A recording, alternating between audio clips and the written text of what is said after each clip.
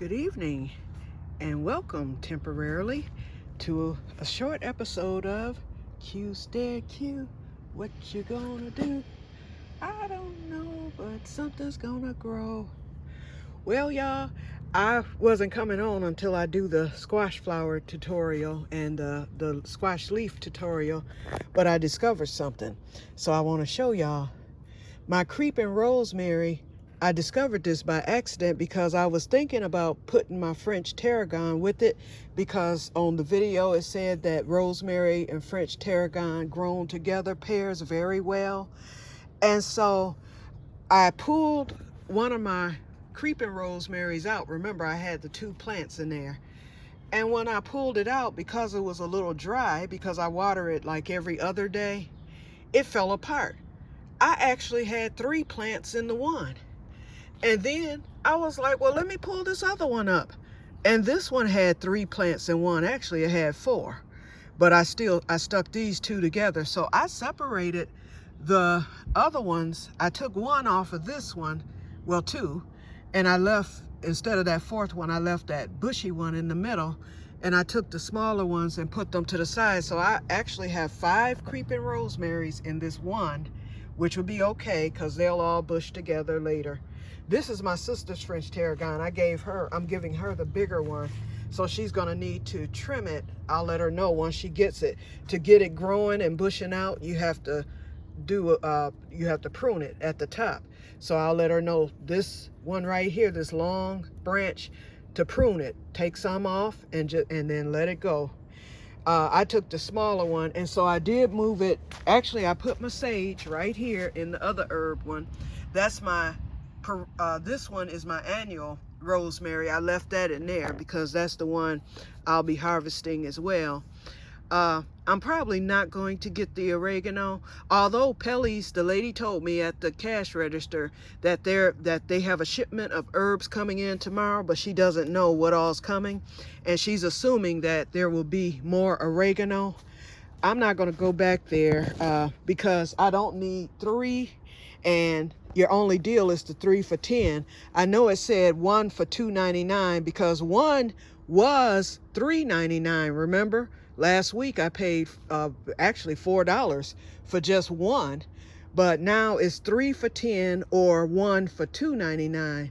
So I guess if I got 2 $2.99 ones, it's cheaper by $1, but I'm gonna just let that one go. So anyway, I put my French tarragon here in the middle, and then I stuck one of the creeping rosemary right there, right behind it with it. And since both are perennials, they'll come back next year. I'll just cover them up with hay for the winter and leave them out here. And I decided to put that in here as an experiment. Once again, here I go. Because the other one is up front. That's the one I'm cutting from now, to eat from now. And I'm gonna leave it out there. I'm gonna see which one does the best, because in the videos that I looked at, some people said that if they brought their French tarragon in, it would die because it needs chill hours. So I'm wondering if the chill hours from the outside with the snow and the frost and the freezing and all that we're gonna get this winter, compared to the chill hours here in the greenhouse, which I'm sure will get cold, but it'll be just a wee bit warmer. It's gonna miss the frost, but it will get the, it'll get cold in here, but probably not as cold as it is outside, and it's going to be blocked from wind. So I want to see which one does better, which one comes back the quickest, that type of thing, to compare. And then next year I will know what to do with both plants, should both of them survive. I'm assuming one will at least, and I'm banking on the one that's going to be kept in the greenhouse. So that's the experiment, y'all. Okay, so now, since I'm out here doing this, I'm gonna get, okay, so Renee, since you're looking for the squash leaves, always go for the biggest one you have, and I'm taking 2 off of this plant here. So here's one. I just take the scissors and I cut it semi on an angle, and I'm gonna tell you, when you take your squash leaves, it will generate, it's going to generate a new squash leaf immediately, and it's going to put the energy, it's just like pruning tomatoes or pruning the potatoes and all that. it's going to put the energy into the flowers that are coming. So I already have new leaves coming, so they'll be here by the end of the week, more likely. And then I will have a new flower coming. So let's get this squash flower off of this other one. That is, if I can get back there. Here we go. I'm gonna just pinch it off. This thing is just about done for, but I'ma still cook it tonight.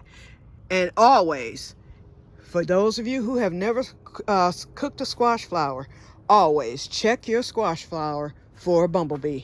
You would be amazed, okay? So many times I've gone to stuff my squash flower and I feel that little vibration in there, and it's a bee. So this was a male flower, so it's not important. A female, once I start getting the female flowers, I will start leaving some of those so that I can pollinate.